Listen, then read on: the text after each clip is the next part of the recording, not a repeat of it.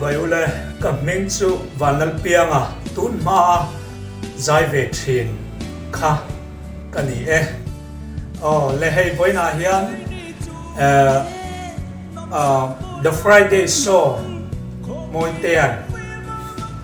tean meron zong chua ka hey alom ka ti tak zeta kalom em maya moi tean le tho pui te chunga kalom tak zeta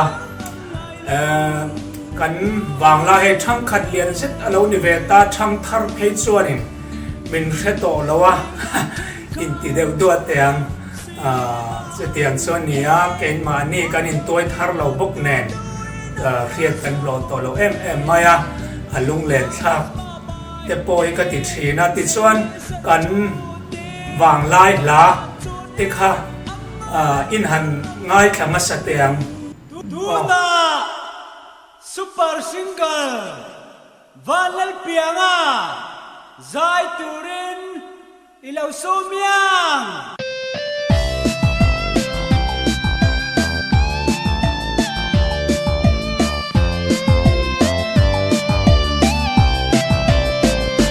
Katsun zona chokha nula moi te ni se lwa apul vi lwa arsi dang lam en lovin van borwa kyang lima li lwa kalung lom chu aki nge wo Kon lai kalin Bazar wa chuak ila Min ki thain Min en thamo Hey Tiringon chuan Ray kan tay ang me Leng dang runa Và leng ta ila Amelin min mel Ka en ngang lo Hey Tiringon chuan Anay po nay mai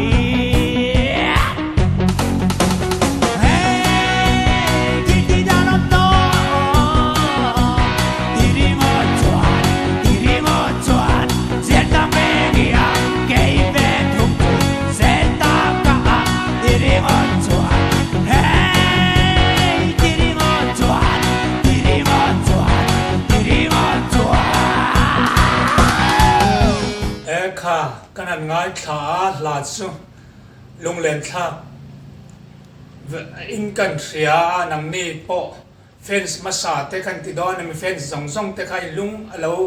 lem ve in kan han ring deu ti chuanin ka hun lai ka wang lai te po nian chu kan wang lai kan music video chung chang le a kai noya kan zai dan te po niang chu lap phua chung changa te po niang khang ang chia be bo ma keima mal nun shim ma te po niang a zau thiang perin zo na in nei ani chuan a leng veka chung chu comment section a thiang angin ron zia ula i chuanin keima ni lampon tam thiang beren thanem nga taken ron chan kan tum do na ni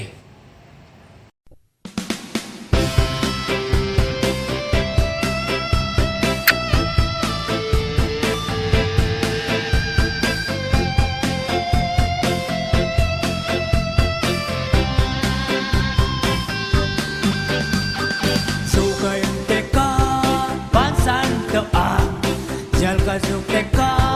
bansan ka Toy burkay ni sada ka Ponti teka Badyan min ka bansan ka Walwam donen Charles tenen leng dun chu Walwam donen Min mga itak-tak ani Tek hay chuanon San rekil na chambo ka Preto laban Kakek teka bansan to kairuk teka bansan to real rucha ka puteka bansan to rucha chita teka bansan to The Friday show thiêu tu te chỉ bảy vết của lệ ha cắn bua kan hriat ang khanin a hun laia zoram superstar in di phangat ama rang hlui te po ani phave tong chu nanal pianga kan u te zon chu anala han ne ani ne na voina kanin muthei hi ba nei kai ti khop le atin the Friday show a hianin request tam taka ti kan thria ama pom to hianin lo zong chuak te a ti kha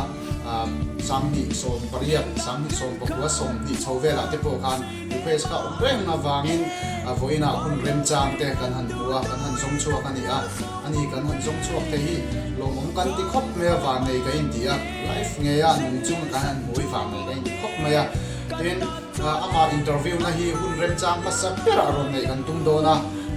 ama poina ron soi to ang khanin comment section na ma khanin achung changa hun live music video ni mo ala phuada na te po ni se khatiam chung changa zona nei shim ka chuan comment section la ma khan fans te a big in ti te